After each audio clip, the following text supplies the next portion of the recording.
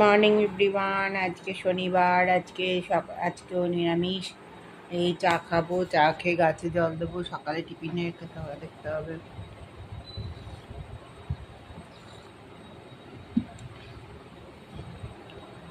এখন বাজে পৌনে 11টাই।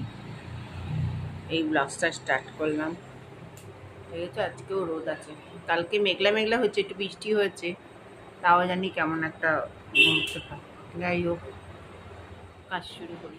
এই সকালে পরোটা তরকারি, এই যে তরকারি পরোটা খাচ্ছি, সকালের ব্রেকফাস্ট। সকাল বলতে এখন দেরি হয়ে গেছে অনেকখানি।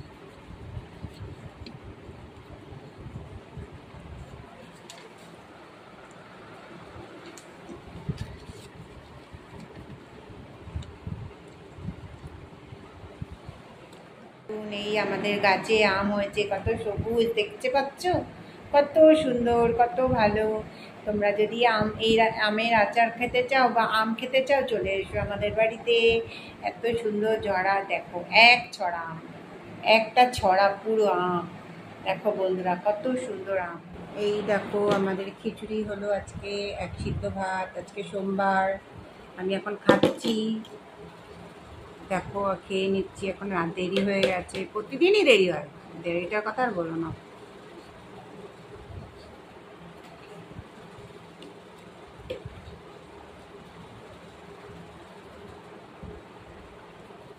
বয়স 80 হোক,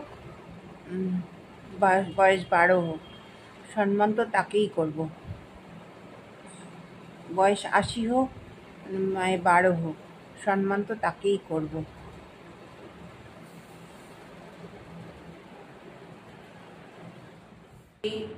এগুলো আমি কেটে নিয়েছি লম্বা লম্বা করে।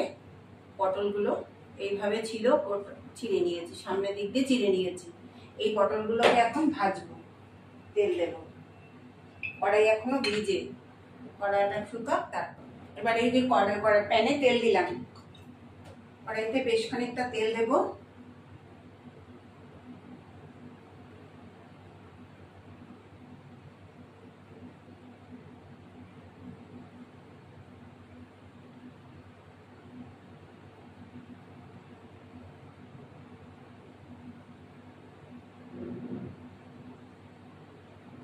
এবার তেল দিলাম, তেল দিয়ে এটা খালি লবণ দিয়ে, তেলটা একটু গরম হবে,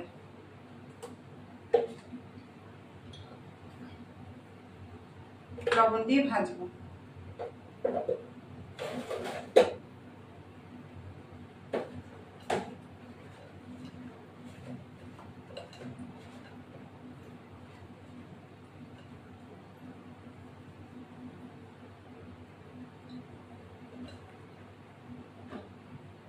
এবার তেলের মধ্যে দিয়ে দেবো, সব পটলই দিয়ে দেবো।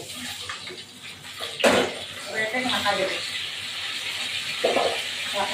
ভালো করে ভাজা হোক। তারপর ফিরে এবার এই পটলটা নাড়া দিলাম, এটা তুলে নেবো, হয়ে গেছে। তুলে নিলাম, হয়ে গেছে।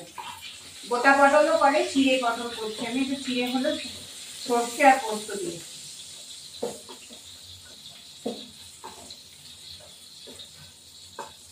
অনেক সময় কাঁচা পটলও ভাপা করা যায়, সেটা আবার ভালো টেস্ট হয় না। যাই হোক, এটা করছি।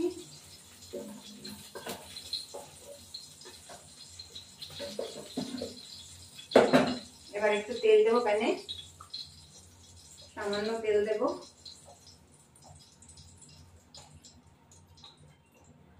একটু সামান্য জিরে দেবো, সামান্য জিরে দিলাম।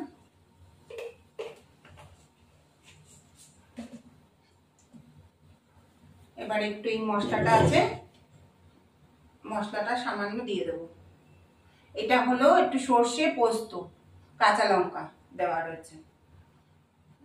এবার এটা দিয়ে দেবো।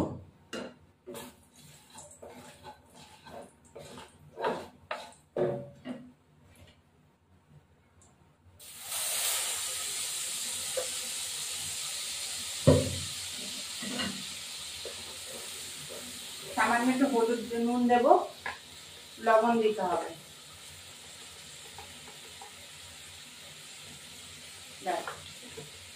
হলুদ গুঁড়ো, একটু চিনি দেবো,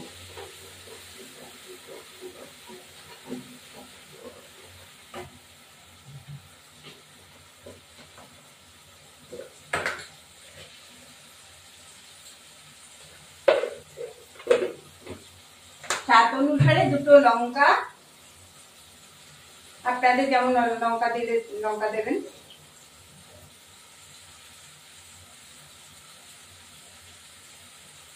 এই দুটো লঙ্কা দিয়ে দেবো, পরে দেবো, এখন দেবো না। 4টে লঙ্কা দিয়ে দেবো।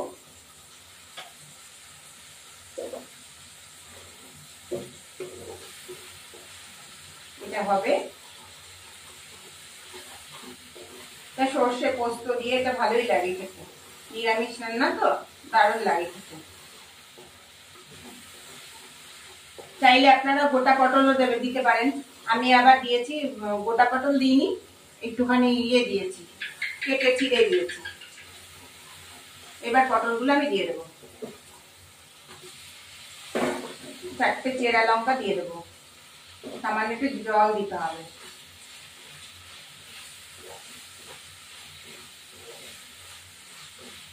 সামান্য একটু জল দেব। এবার আমি ফিরে আসছি। এই যে রান্নাটা দেখেন, কালারটা কত সুন্দর, অসাধারণ এসছে।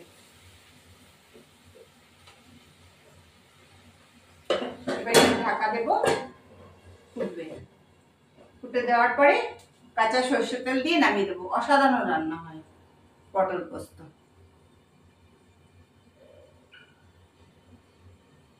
তার মানে বুঝতে পেরেছেন, এটা পটলটা একটুখানি গোটা দিলেও ভালো লাগে, আমি গোটা করিনি, একদম চিড়ে চিড়ে দিয়েছি।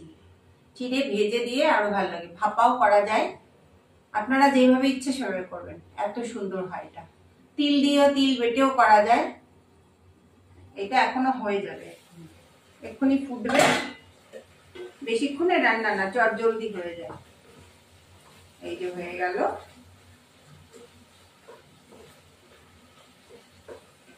ভেজেছি, তারপরে পটলটাকে একটুখানি কাঁচা তেল দিয়ে নামাতে হবে। অসাধারণ রান্না, অসাধারণ।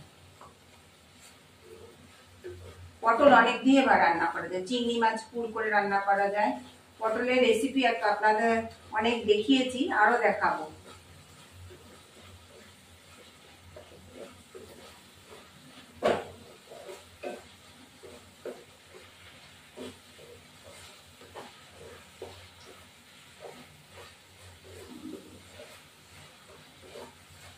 এবার কাঁচা সরষের তেল দিয়ে নামিয়ে দেবো।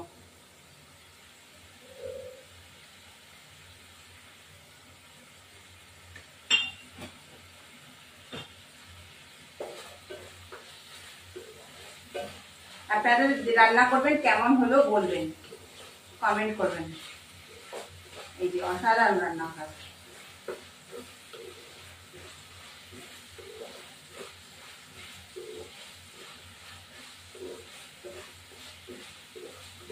পটল পোস্ত সর্ষে,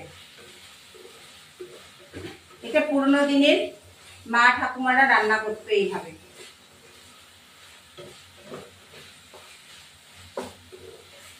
এখন যা গরম, রান্নাঘরে আসাই যায় না, এত গরম।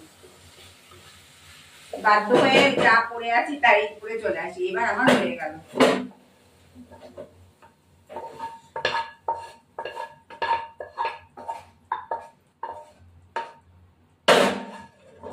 এখন আমাদের পটল পোস্ত রেডি।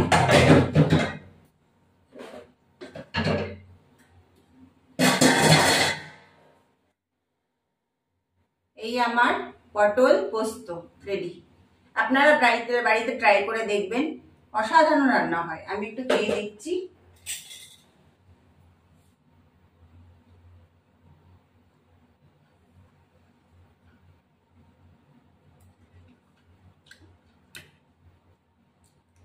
অসাধারণ, আপনারা বাড়িতে ট্রাই করবেন, অসাধারণ হয়।